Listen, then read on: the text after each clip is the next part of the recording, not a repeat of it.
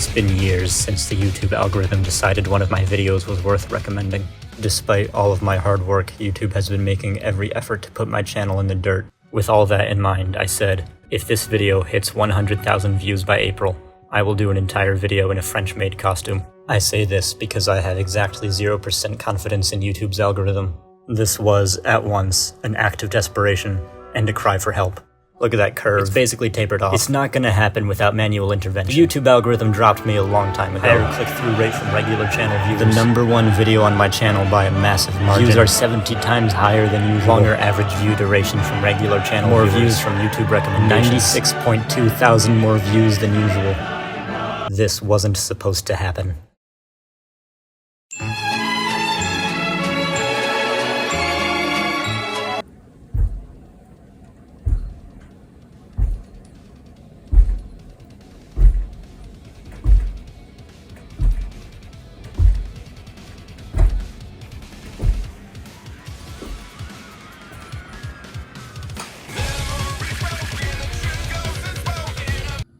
So I lost a bet. So you'll notice that I was using mostly practical effects in this film, which is a departure from my usual style. The reason for this is that it actually saves a lot of time in post. It's pretty tedious to go through and add sparks and smoke and muzzle flash effects to every single gunshot, and I figured that I would rather go through and do some tedious animation. No. This is how many times it takes me normally. It's horrible, isn't it? I think you had a good clip there up until the word post. Yeah. So like if you go after the word post, I feel like you have enough. Unless you don't want to cut mid-sentence then. I know what I'm about, son. What? I know what I'm doing, boy. So I figured that I would rather do some extra complex animation than the tedious process of editing muzzle flashes in post. I prefer animation to editing, and if I had to choose more work in one or the other, I would choose animation. In addition to that, it's also just stylistically better. When you see digital effects in like The Last Colony, it doesn't really match, it clashes. You have these photorealistic sparks and explosions mixed with just Lego studs everywhere.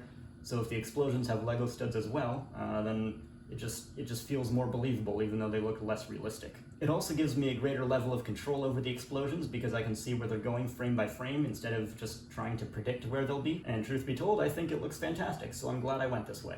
By the way, my Patreon supporters have been able to see all the raw footage from this film. Like every time I did a few new shots, I would upload that to Patreon and they could see it like a couple months early. These little party lights, they're pretty cheap, kind of disposable and wasteful. Oh dear. And pretty bright too. That's a bad example.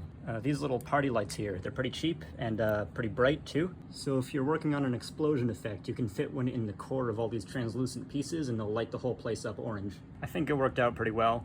I'm still working on the exact timing and spacing of the explosion, but I think that looks good. I like the lighting a lot. Here's another example. I've got 2 lights behind all these translucent pieces, and they're real close to the camera, so that glare goes all through those pieces. I'm still trying to figure out how to do blood splatters practically, but they look fine digital, so I'll keep doing it that way for now. Blood spatter. Splatter. Spatter. Splatter. I say splatter. I don't like the word They're spatter. 2 different words. They are. Squirt. Blood squirt. So for this shot right here, I actually kind of cheated. I moved the characters away from where they were originally in the previous shot, moved them a lot closer to the camera. You can't actually tell because the background is so fuzzy. But just a general tip for stop motion, it's okay to move things around, no one's gonna notice, trust me. Another thing that I would like you to notice is the camera shake. This is something I learned from a bunch of other Mega Construx animators. Since I made The Last Colony, there have been a lot of new animators on the scene who are innovating all kinds of new techniques. So one of these techniques that I've been seeing pretty frequently is the camera shake in tandem with every major impact and even every gunshot. I always knew that camera shake looked good, like I knew it intellectually, but I just never got around to using it, I never remembered. So from the very beginning of this video, every single gunshot, every impact, there would be camera shake. To be honest, I wish I'd been using this technique my whole life. I can think of a lot of moments in my previous videos that would benefit from it. I can't go back now though, so I'll just use it in all my future videos. Mega Construx figures are so freaking tiny that there's really no good way to get a camera up close to them. This thing is actually just sitting on the base plates, and I have a little plate under there to try and keep it slightly elevated. It's so janky, but this is the only way I can manage it. Like that's about as close as I can get and still maintain focus.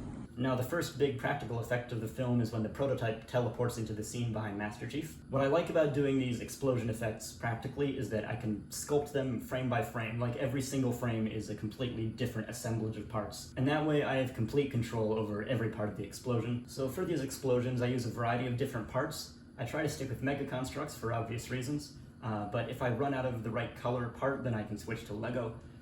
In this explosion, you'll see stacks of Lego studs, you'll see Forerunner Mega Constructs crates, you'll see Mega Constructs terrain base plates, and there's always a light hidden behind each plate which illuminates them. That's kind of obvious. What? No, it isn't. What the hell are you saying? Okay, we're fine. I want you to move your head more so I can hear the ringing. Like, I know I shouldn't be making requests like that. That's fine, but, I'll do it. But, you know. I'll do it. So this teleport effect was less of an explosion and more of a lightning strike. So if you slow down and go through that clip frame by frame, you'll see that it kind of goes back and forth and like pulses and ripples. I think it ended up looking really good. It was more of an energy transmission than just a straight up explosion. Okay. Here's first punch in. My strap came off. I want to talk about the lore. How do I segue into the lore? I mean, you just start talking, no? Yeah. I don't know how to talk. I have autism.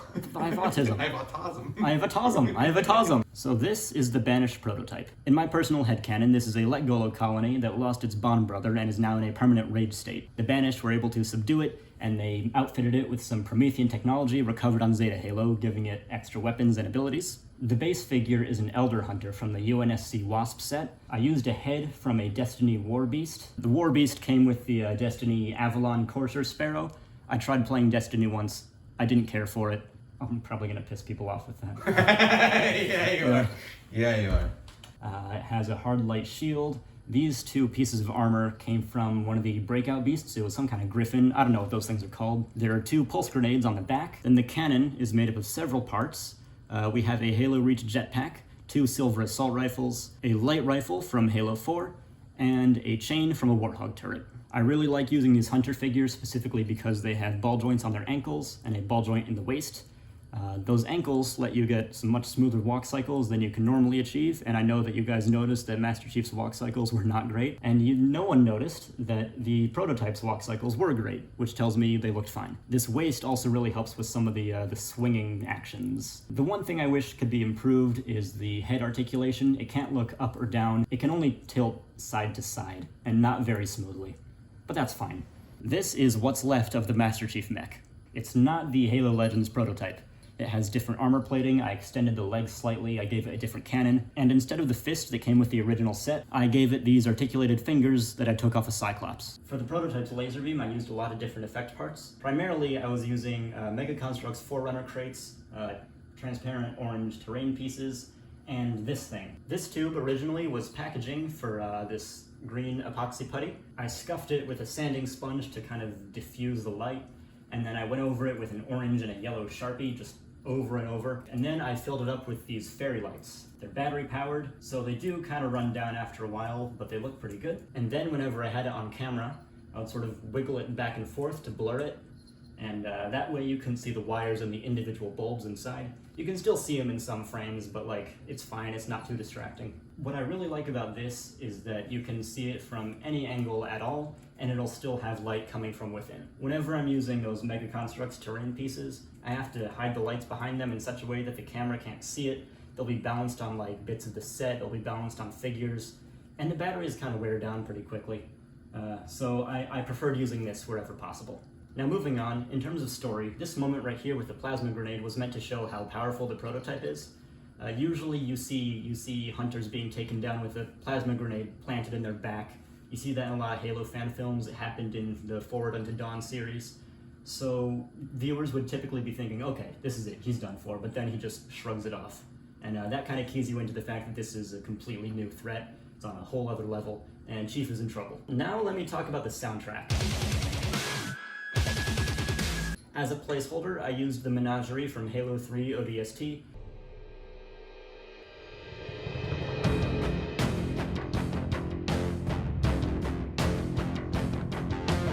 And during the big sword fight at the end, I switched it to the guitar solo version, which is Skyline from the same game.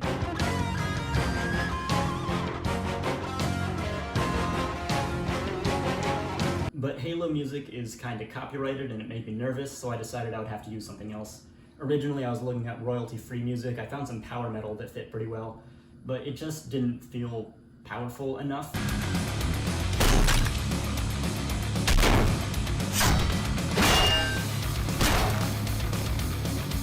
So then I dropped in The Only Thing I Know for Real from Metal Gear Rising: Revengeance, purely as a joke, intending to upload a separate version, and it fit perfectly.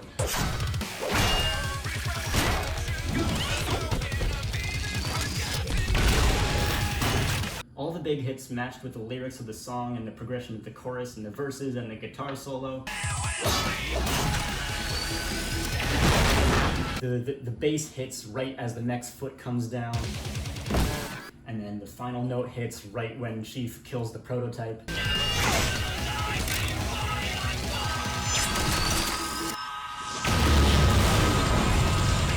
It was just perfect. It was too perfect. I figured it was God telling me I had to use the Metal Gear Rising: Revengeance soundtrack in my YouTube video.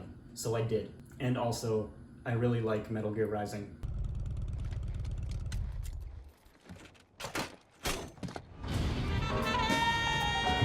I want to be Raiden. I kin, I stan, I yearn. Also, I find it kind of amusing that Metal Gear Rising looks like this.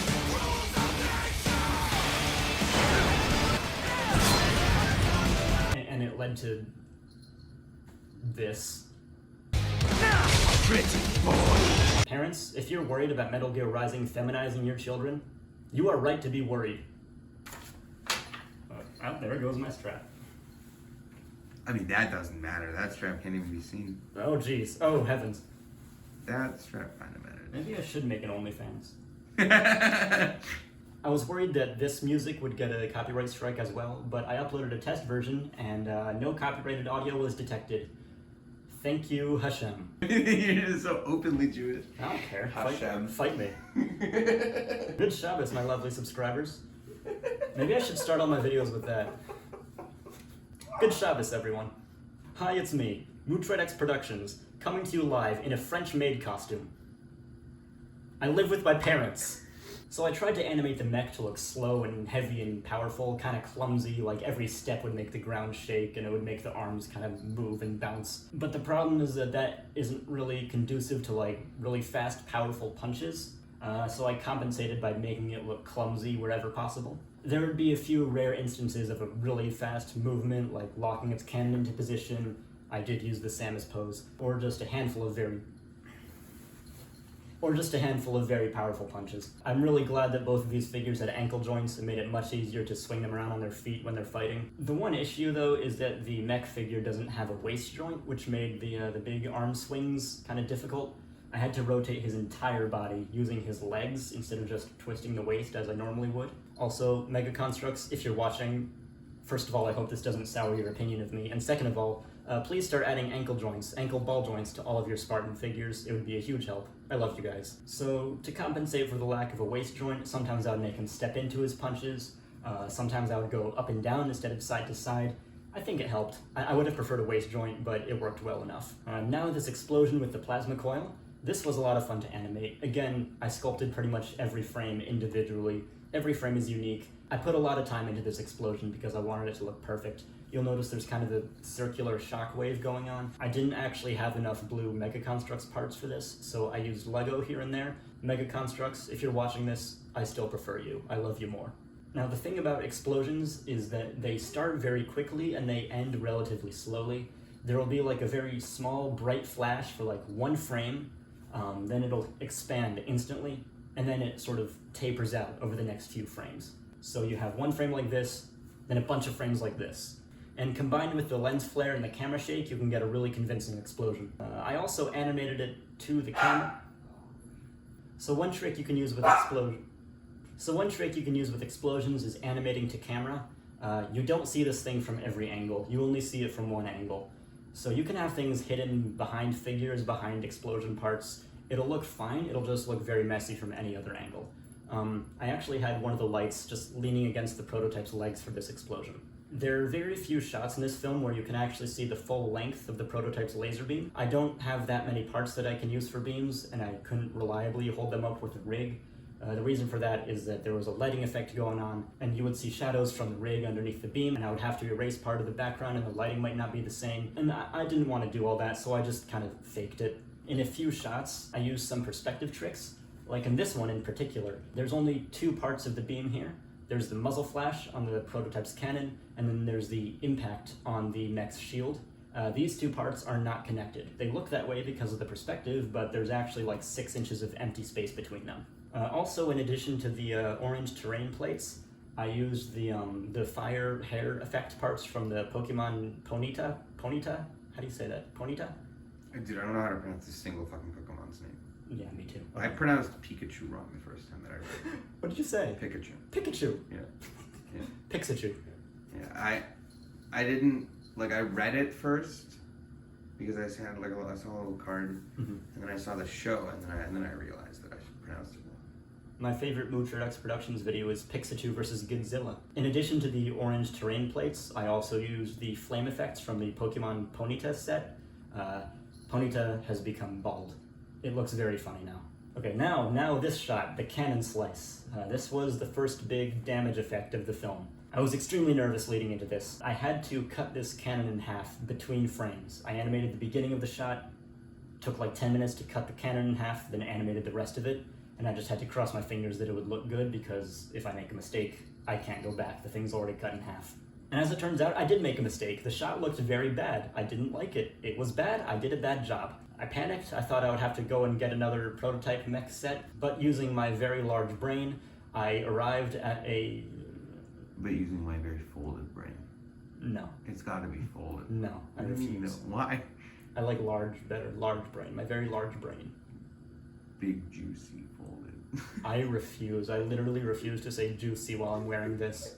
But thanks to my very large brain, I was able to come up with a solution. Thanks to my very large brain, I'm also having trouble thinking of what words to say next. So I just deleted the second half of that shot. I cut right as the shield appears and slices the cannon, and then I reanimated everything that happens after that. The main issue is you don't really see anything being cut. There's just a flash of light, and then suddenly he has a cannon stump. So in the second version of the shot, I made the severed half of the cannon fly into the air and spin, had the camera hold on that for a few frames, just linger a little bit so you could see what happened, and it turned out much better. That little pause in the action just gave it that much more impact. Then for this chest blast right after, I held on that impact for a couple frames, just darkened everything except for the blast effect, shook the camera a little bit, added some lightning, linger on that just a little. It's kind of anime style, but I'm wearing a maid costume. Do you think I care at this point?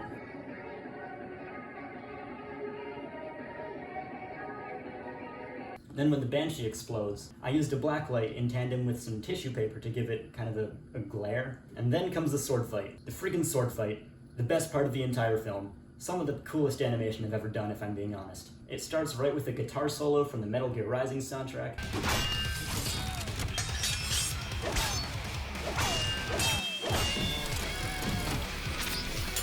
And as a matter of fact, this sword fight is the whole reason I added that soundtrack in the first place.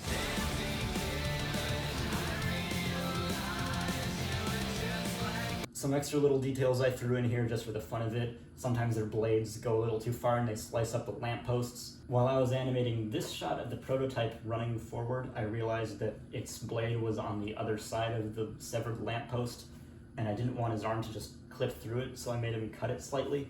But it still looks bad. I didn't want anyone to notice it, and now that I've pointed it out, you will all notice. Now at this point, I want to address the story of the film, and it is just an action scene, not much in terms of narrative. But it is structured in such a way to give it a narrative arc.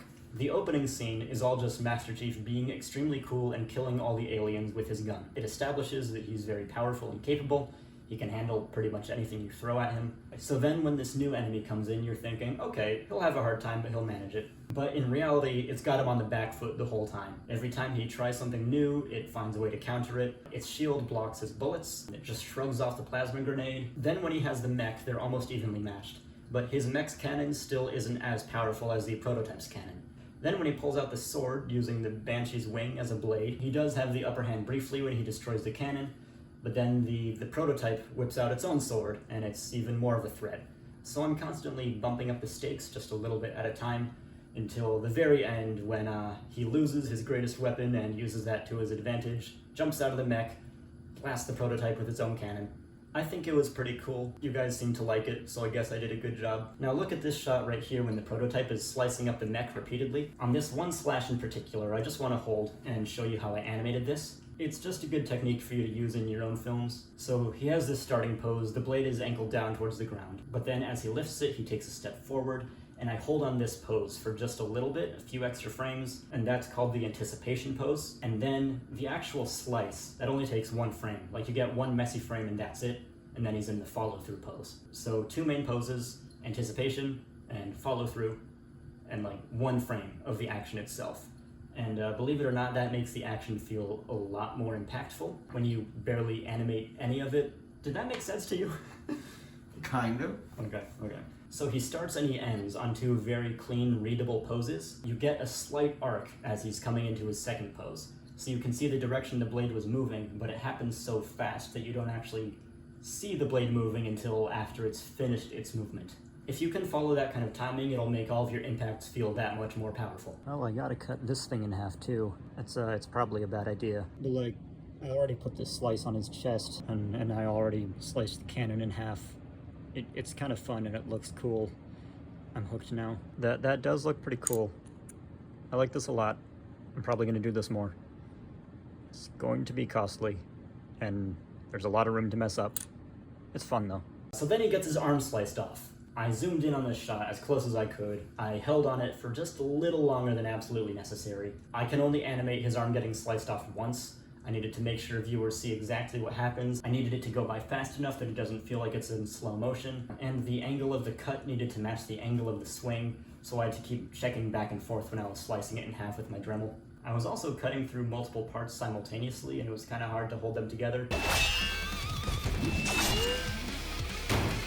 For every single frame of this shot, I need to move the Chief's mech out of frame. I need to move his severed leg out of frame. I need to take a clean plate to make sure I have a clean background to erase the rig. Then I need to move him back into position in three-dimensional space. Move the camera ever so slightly downward, and once all that's done, I need to move him back into his original position as close to start as possible. Make sure he's still rotating the same way he was last frame. Keep up all the secondary action on his flailing limbs. I need to keep his severed legs spinning midair with the right acceleration and trajectory. There are many, many moving parts. Difficult to keep track of all of them, and there's a lot that can go wrong with each one. Now the mistake I've made here is that the rig on his severed leg is crossing over the midair Master Chief mech. That's quite bad. I might need to do 3 passes. I could really use a better system of lights here. These are battery powered and they're suspended with goo. Okay. Beauty shot. Both beauty and clean shot. And the clean shot. That took me about 7 minutes. Now I get to do it all over again for 1/15 of a second of footage. Now I had to do a lot of editing in post to make this shield impact feel right.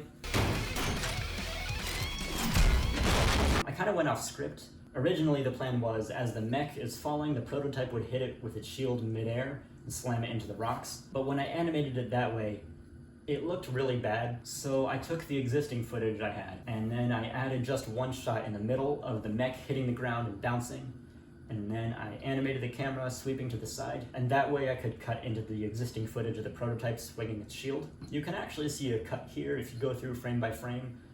The position of the prototype doesn't really match up between frames. For this bit here, where the mech's leg hits the ground, the timing is way off. Like, if you watch this clip back, you'll see that that thing has been spinning in the air for like several seconds longer than it should be possible. I don't know if people notice that or not, but I figured I would break the rules a little bit because it looks cool. So whenever I animate one of these little impacts here, you know, something heavy hits the ground, the camera shakes a little bit, I get that motion blur effect by doing this. So then this chest slice, this final slice, this took a few tries.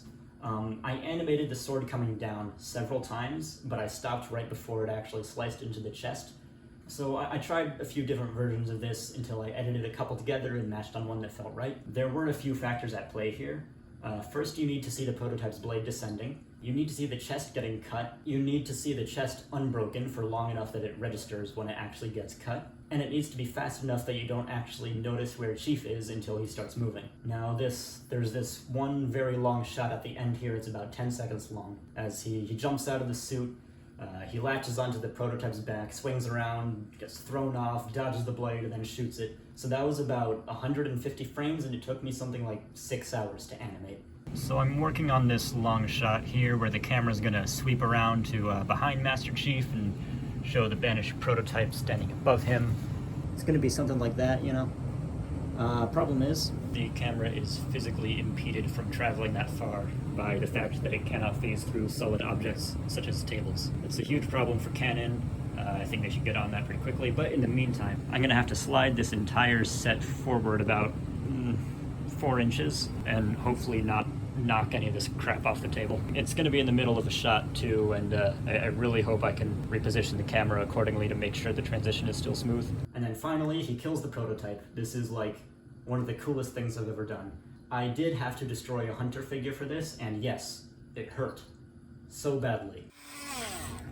It pains me to do this. I am in actual agony, and that's only partially because of the molten plastic spewing onto my fingers. Those things are really hard to find nowadays, but in my opinion it was worth it. It looks gruesome, it looks freaking cool. I think it turned out great. And specifically, what I really like is the torn up flesh on the severed half of the hunter. I've been using a Dremel, like a rotary tool, to cut these things, and it spins so quickly that it heats up the plastic and melts it a little bit, so it looks like ragged, torn flesh. It's a byproduct of, you know, physics, but I think it's a great effect. Now, one thing I've really been struggling with on this film is getting the laser beam effects to look right. Those things are made of light, so if they don't illuminate the entire set accordingly, it's not going to be convincing. And so, like, for the final, most powerful beam attack in the entire film, I decided that, like, I could spare no expense with this. I had to make it look as good as possible. So eventually I realized there is one product which fulfills all of my needs very well.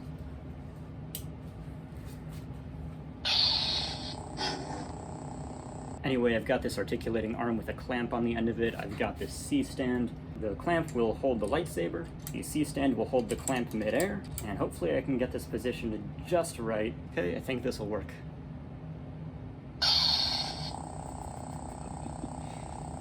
I just really wanted one of these. Where's my lightsaber? There it is. Thank you.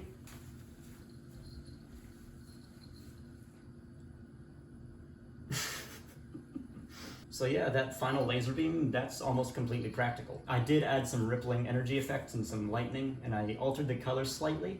But overall, it's just this. Like, even without effects, it looks fantastic. Whoa. Whoa, what the hell are you doing, man? That's how you turn it off. Then comes the final headshot at the end. It actually took me a while to come up with a decent ending. There were a few different possibilities I played with. I talked about this in my Discord, by the way, link in the description. One idea would be the pilot, Fernando Esparza, you know, Brohammer from Halo Infinite. Him coming down in his Pelican, picking up the Chief and taking him somewhere else. One idea would be the Chief seeing some Banshees flying overhead and then running off in that direction to continue the fight.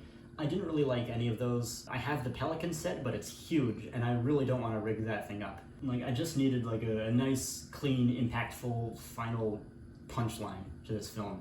You know, with such a grand ending, it's gotta have something at the end. I'm using acrylic paint here to simulate the prototype's blood. This will probably go deeply wrong. One more big glob in the eye socket. And I gotta be real careful not to actually touch the paint, lest I get it smeared all over the set and the camera. One day it just hit me. Just shoot him in the head. Just kill him again. Kill him twice. And I think it worked out great. I really like that moment. I think it's kind of funny, but also kind of extremely cool. What? What? Just shoot him in the head. Just kill him. I think it's cool. I think it's good. Just pop a cap through his skull, you know? Just blow his friggin' brains out. And then Chief's final walk cycle. You guys all noticed. It's not good. I did not do a good job. So actually, right after I finished this film, I went and practiced a bunch of different walk cycles, and I think I've gotten the hang of it now, but like, still, I'm gonna avoid animating any walk cycles as much as I possibly can. Alright, I guess that's all I got to talk about. Thank you all so much for watching this. I'm so glad the algorithm finally noticed my work, but also, I have to wear this now. I have this in my wardrobe now. I can take it out whenever I want. I feel like you guys wanted me to like enjoy this, like be like, oh, I actually feel really, really cute. It's just clothing. It feels weird on my head, but mostly I just feel like I'm a guy wearing clothes, and I usually feel like a guy wearing clothes.